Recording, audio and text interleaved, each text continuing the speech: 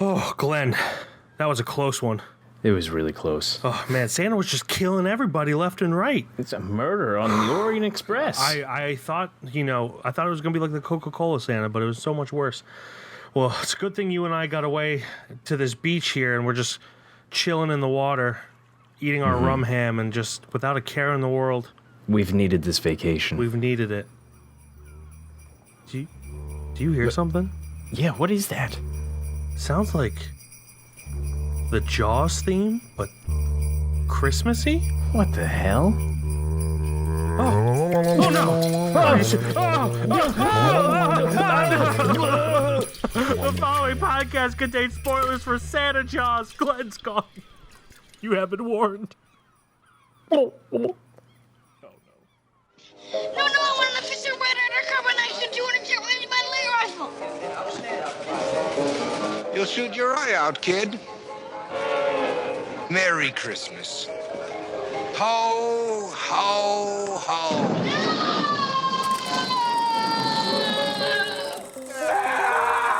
Oh my God!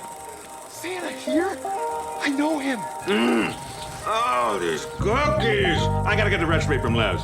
Put that cookie down now! Yes, this Christmas music. It's joyful and triumphant.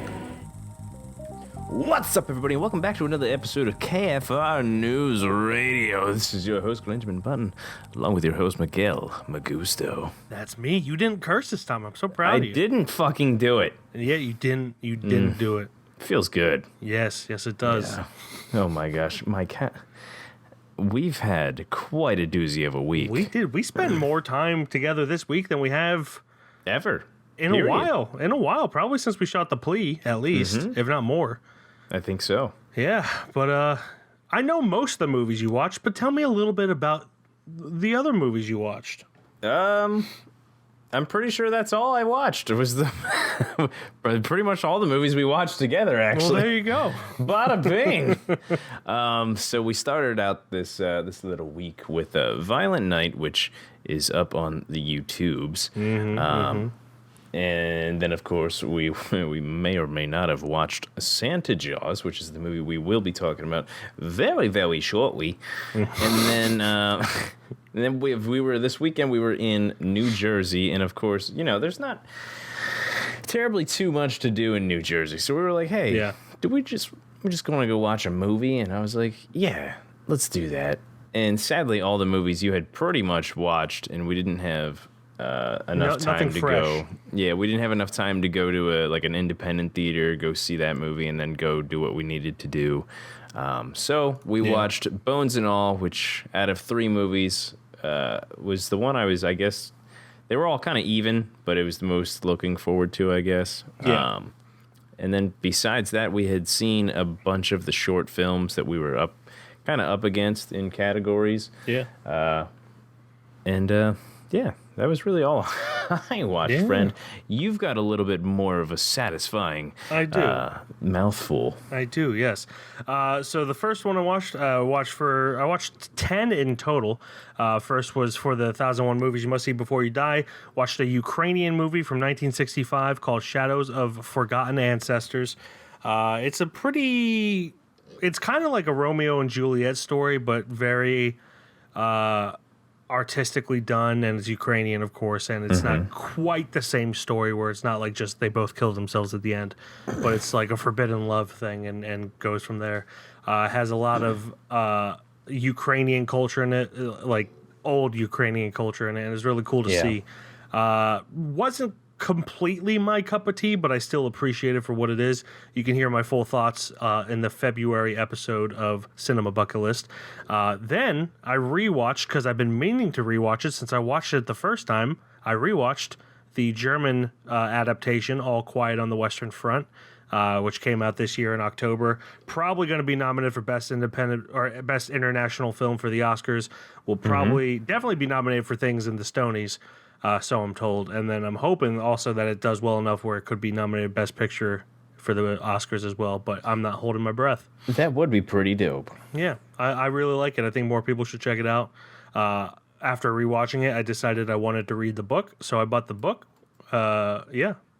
Yeah. And when we were in Jersey, we stopped at Barnes and Noble. We did. Then with my boy, my baby child, I rewatched Wallace and Gromit: The Curse of the Were-Rabbit. We've been watching a lot of Shaun the Sheep, which is the same studio that does Wallace and Gromit. And I own all the Wallace and Gromits on Blu-ray, but we were watching it downstairs where we don't have a DVD player. Yeah. And only Curse of the Were-Rabbit is streaming currently, so we watched that one. I'm hoping I get to show him, the shorts at some point as well. But yeah, love Wallace and Gromit. It's fantastic. Such masterpieces. Yeah, it's one of like 2 non-Disney movies to win Best Animated Feature in the Oscars in the past like 20 years or something. The other one being Rango. I'm sure that's not like 100% correct, but Disney wins all of them for the most part. Then we watched Violent Night. We have a review for that on the YouTubes. Check that out to hear our thoughts. Then we laid on a hotel bed together and watched Santa Jaws. We did. Yes.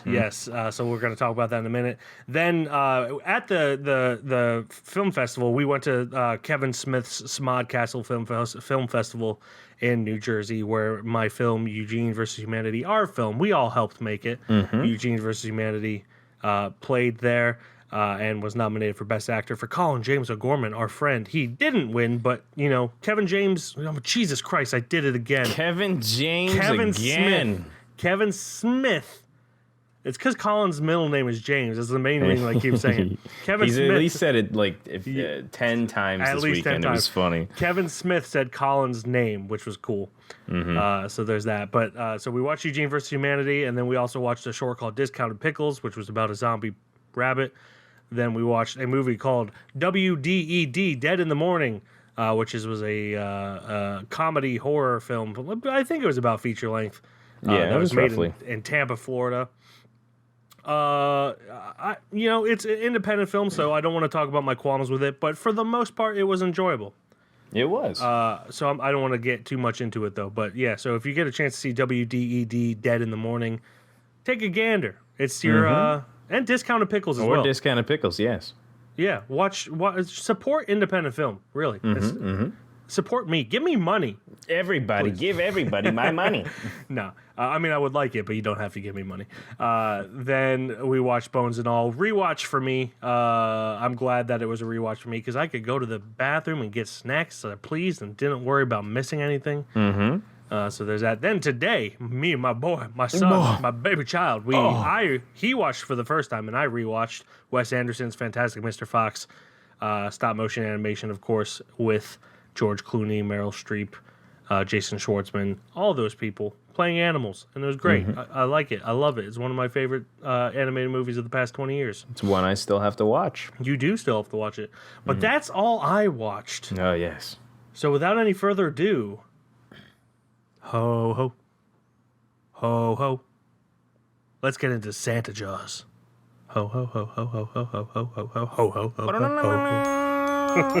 Can't believe you would do this on Christmas Eve. You're grounded. What? Tomorrow is the Christmas Eve comic book party. Oh, you should have thought of that before. You're better off without him. Isn't that right, Santa Jaws? Cody! That is not a shark! That is Santa Jaws! I know her! I made her! That is her!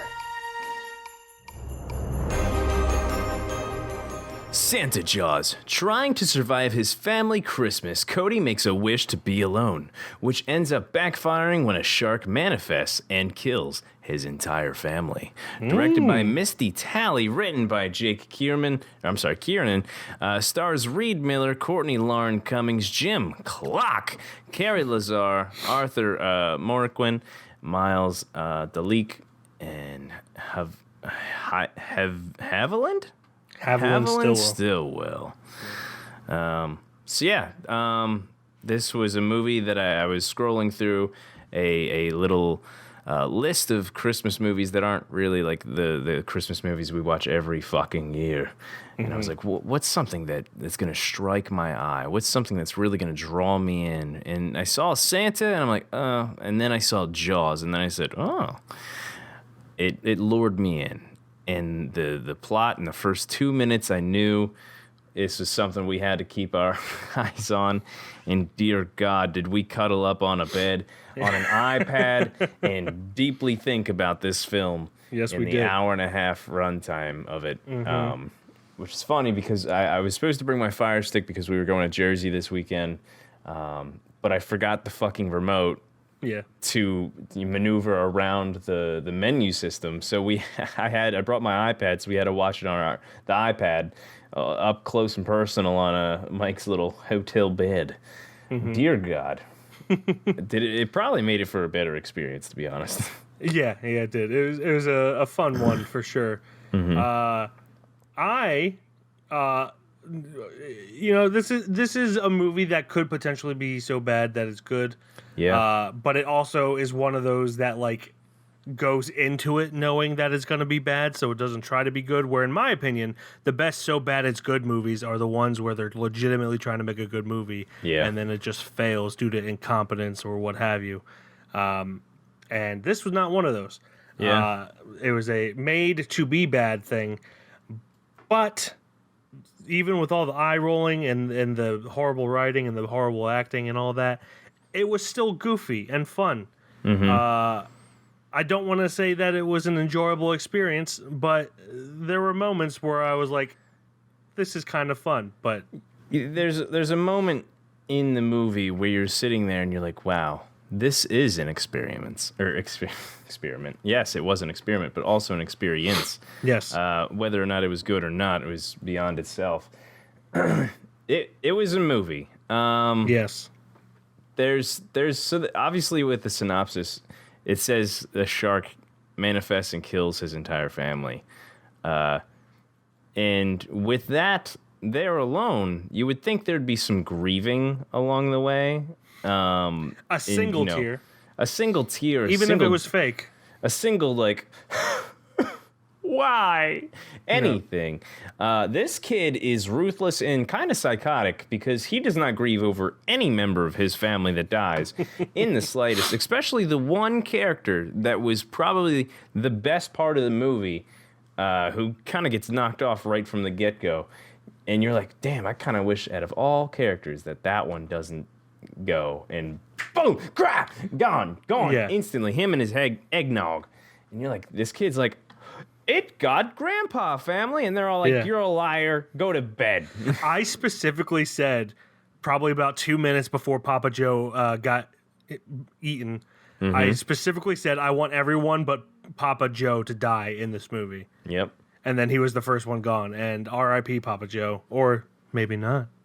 We'll discuss it. But yeah, it was definitely just... Obviously, and I'm not saying this to be like pretentious. It's not a realistic movie. It's not trying to be realistic. But with that comes horrible writing, which is hit and miss. Sometimes it's really funny how bad the writing is, and other times it's just like, okay, you're trying to not do bad writing there, and it's just bad writing. Yeah, it's kind of like a gray area where, like, when they're not trying, it's funny or not funny, and then when they are trying, I don't know what I'm trying to say, but I definitely rolled my eyes a lot, especially with the character Steve, which is the best friend. He had like all these really bad dad jokes that, like, I kind of wonder about the sanity of Jake Kiernan, who wrote it, because they weren't even like kind of funny. Yeah. And I'm a dad. I'm legally obligated to like dad jokes, but none of these were funny, except for maybe like one or two that he had. And it was just like quantity over quality, I felt. And that kind of goes for everything in this movie, where they're trying to get as much in an hour and a half as they can instead of having quality.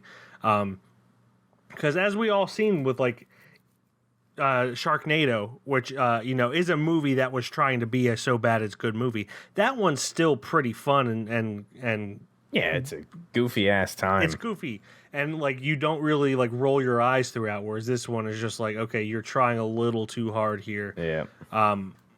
Which I know kind of contradicts what I said about when they're trying to make a good movie, and then there's a weird middle ground there. Yeah, exactly.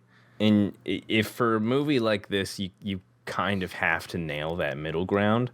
And I mean, obviously, it's not the easiest thing to hit that middle ground when you're making objectively a bad movie or trying to make a good movie, whatever you're trying to do here. But I mean, with the plot and everything, come on, it's going to be a bad movie, you know. Yeah. You know exactly what you're making. Yeah, I mean, it's a fucking shark with a Santa hat. Yeah, I mean, the concept alone. At one point has concept alone. What? I thought you were going to finish a sentence there, but No, you I did was, not. and then I stopped because you were talking. Oh, the concept alone. I mean, it's goofy enough to where it could really kind of work, but the way they did it didn't make it work in the slightest. Yeah, I would agree. I feel like there's other routes they could have gone. I mean, this movie's goofy as hell. I want to get that straight out of the get go. It tries too hard to be cool. Yeah, as far Like as I just remember thinking, it feels like a middle-aged man trying to write Gen Zers. Yeah. But as far as it go, like some of the like actors and characters, they weren't it, and they didn't show any emotion. I feel like this movie kind of would have been perfect for like overreactions, if anything. Yeah. But it was more of like, Grandpa's dead. The shark got Grandpa. The Santa Jaws got it. And it's like, are you fucking lying again? They didn't really curse, but they're like, are you lying again? This is insane. You go to your room. Grandpa Joe's in the house. And it's just like nobody reacted to this man actually being dead as fuck. And it's just even like, one of the kids, they never specify if it's George, the mom, or the dad that is the child of Papa Joe, but neither of them react in any way. Pretty sure it's the dad, but yeah, nobody's reacting in any sort of way to anybody dying. They're just like, oh shit, Yeah. oh fuck, Santa Claus is real. Not to the fact that he just died. He It's wasn't like, lying. Yeah. Oh shit. I'll never see my dad again. Yeah, he was telling the truth. There's like no reaction to it. It's just move on to the next plot point of like, oh fuck, the realization that the shark has a Santa hat and that it's real. It's just so goofy on that point. I feel like the overreaction would have made it much better. Absolutely. And some of the best parts of this are when they show Santa Jaws, just because it looks so bad. Oh yeah, and that's honestly where they go right. It's the character elements that are bad, but when it comes to just the stupid, schlocky, Christmas themed Jaws, that's where it rules. There's one point where they're like, you know, it's the whole thing's a magic pen. It's like, oh, maybe if you erase the teeth, it'll be fine. He loses his teeth, and then a box of ornaments falls in the water, and he munches them up and makes the ornaments into teeth. Kill him with a projectile candy cane, and he does, but then it becomes a horn, so it becomes a unicorn shark. It's just such stupid things like that. That's where this movie strives, or this movie succeeds really well, is how bonkers and stupid the actual shark is, but then they spend too much time, obviously for budgetary reasons, on the characters, and that's where it ultimately falls flat. Because I don't give a shit about any of these characters. Nobody gives a damn. I just want to see a shark that is somehow living in a lake. I know it's like a magical shark and everything, but it's living in a lake. It's not even an ocean, not even a bay. I'm pretty sure they say it's a lake. And it's not. I don't think it's just a straight up lake. Like there was like a it dock might be and like everything. it's a big lake. There are big lakes. Yeah. Like the Ozarks, that's a lake, but it's a it's got a lot of darks. Yeah. But it's goofy, but then it anytime it goes to away from the shark, it just comes to a screeching halt. And honestly, it probably would have been better if it was just like a 45-minute film of these people on a dock trying to figure out how to stop this shark, and then they just had all the deaths. Yeah. I feel like that would have been better, personally speaking, but... Personally, I think you're right. Yes.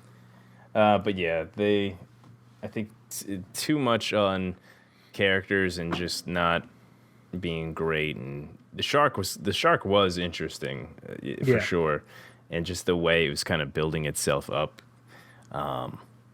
Even no matter what this kid was kind of throwing at, or what the kids period were throwing at it, it would be dope, honestly, to see a sequel to this as far as that gets thrown. You know, they've made how many Sharknadoes? It'd be kind of cool to see better actor, or different actors, period, to be honest. And a little bit better script. Again, this movie's far-fetched as fuck, and I think with the right amount of things, it could be still like bad but good, but a better but good, or a better bad but better. Bad good and the bad and the bad and the good. And the good do be bad. Yeah, I mean, I'd agree, except for the end completely destroyed any chance of me caring about any sequel. You know, it's this whole thing, and they're trying to figure out how they can use this pen to kind of fix the problem with the shark that was started by this pen. And, you know, after everyone's gone, he like burns the book and then wakes up from a dream. It has nothing to do with the pen. He like burns the book in his dream, and it's a dream and everyone's alive. I would have much preferred, even if it's more unrealistic, I would have much preferred if he had to end up drawing all of his family members, all of his friends, and in order for them to come back to life. Well, that's from the beginning what I thought was going to happen. That would have been better, honestly. It would have been. And it's a shame that they kind of squandered that opportunity, because when he woke up from that dream, I was just like, Jesus Christ, they did a whole Dallas thing. Dallas, for you youngsters, was a TV show. I think it's Dallas, but it's this TV show where like this It's one really character, showing your age, calling us the youngsters. Yeah, I mean, I've never seen it. I just know about it because it's referenced all the time. But there's this one character who was dead for like 1 or 2 seasons, and then because he was trying to get a movie career, and he was actually the dad in Step by Step. The actor's name is Patrick Duffy, so people should know Step by Step, except for maybe Gen Z people. But yeah, so he was dead, and then after 1 or 2 seasons, he wanted to come back. So they had his wife wake up from a dream, and he was in a shower. So it just completely negated the 2 seasons he was gone. Didn't they do that on Roseanne too? They brought John Goodman back after they killed him. Well, they only said he was dead in the season finale or the series finale of the original run, and then they did something stupid like that when they did the reboot. Yeah.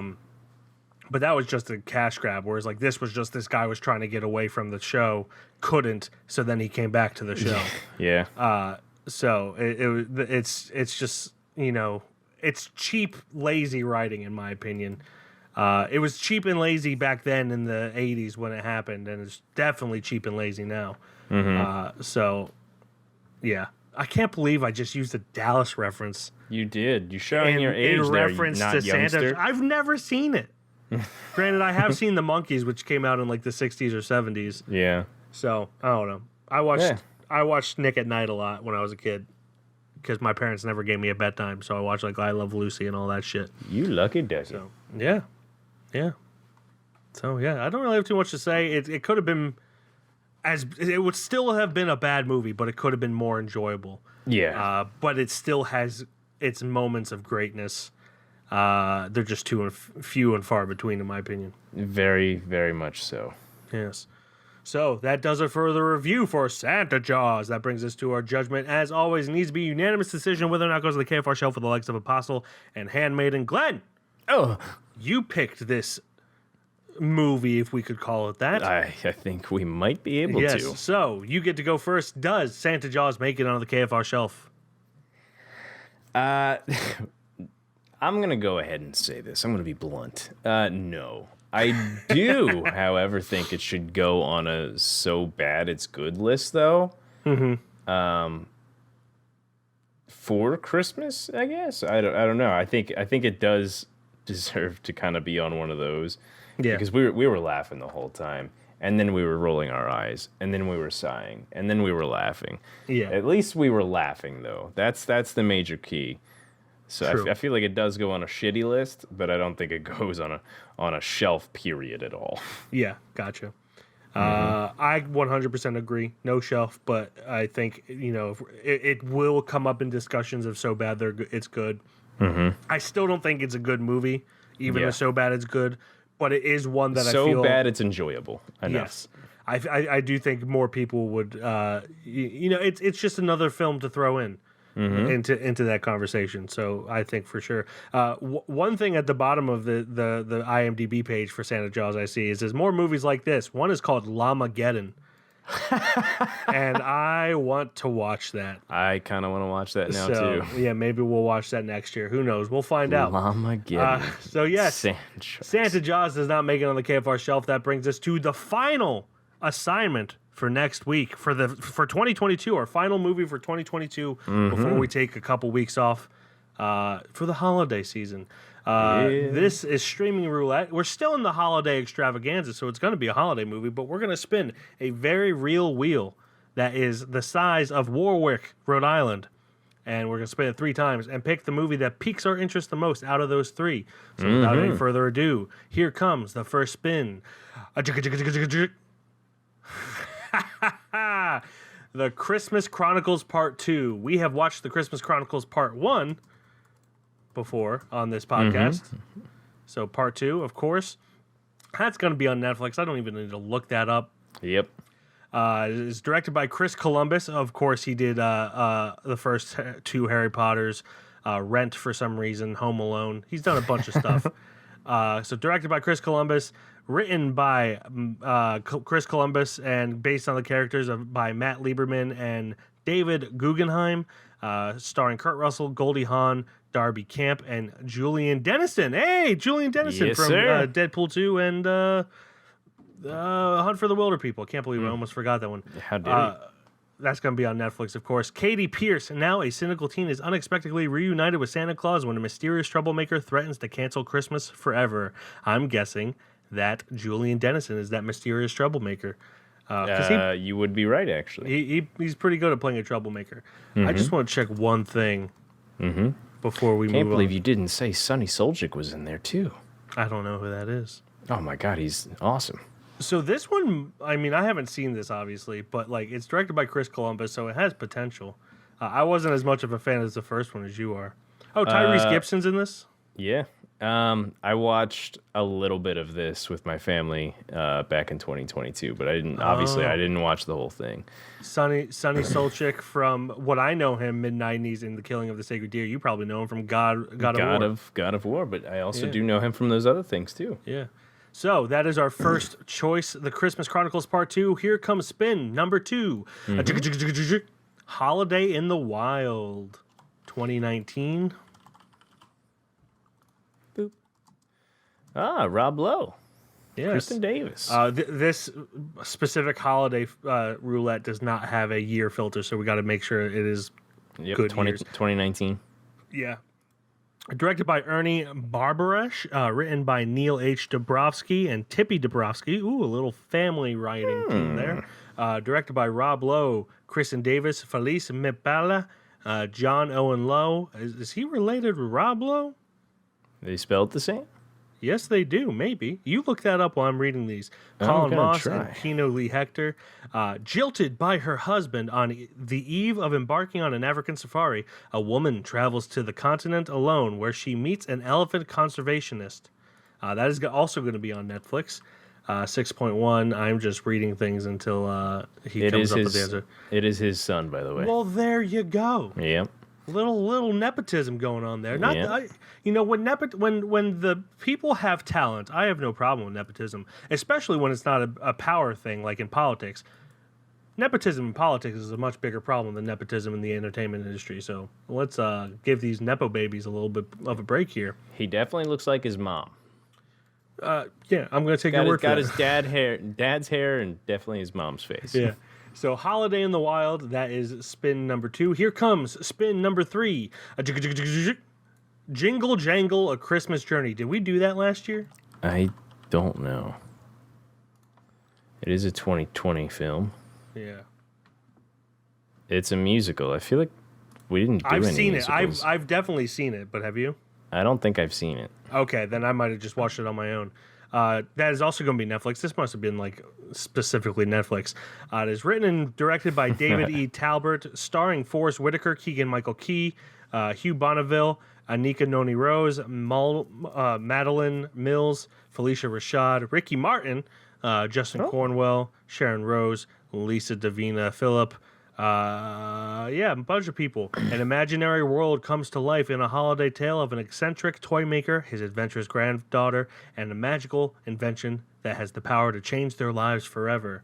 That is 3 very holiday-like movies.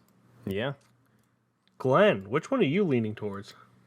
Really, since we've already done the first Christmas Chronicles, I'm aiming for that one more. We haven't done a musical, I feel like, in a bit of time. But you've already seen it, so I'm not aiming that one. In a Rob Lowe film, I'm not really aiming for that one, to be honest. Yeah, I'm completely... And that's nothing against him. I'm just saying. It looks like the most Hallmark-esque out of all of them. Yeah. So I'm kind of getting rid of that one. Jingle Jangle is actually relatively decent. I do suggest people watch that, but I'm kind of with you where it'd be kind of nice to follow up our first episode and talk about the Christmas Chronicles too. So there we have it. There we go. Yes. You're on hallowed ground here.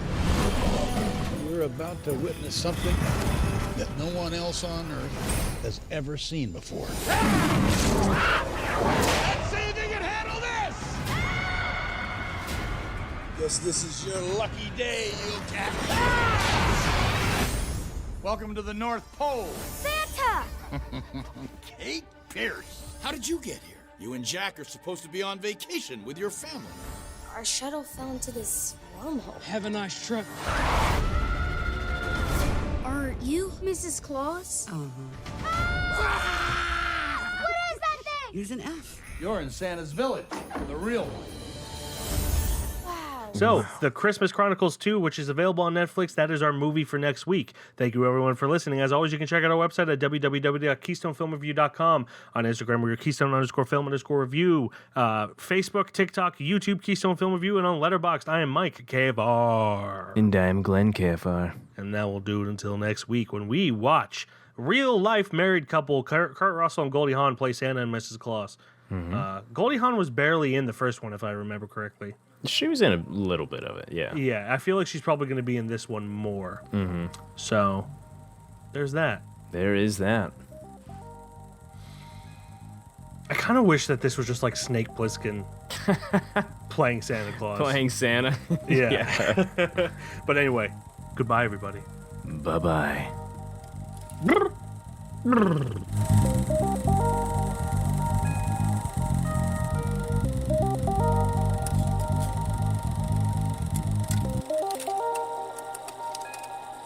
Merry Christmas, you filthy animal.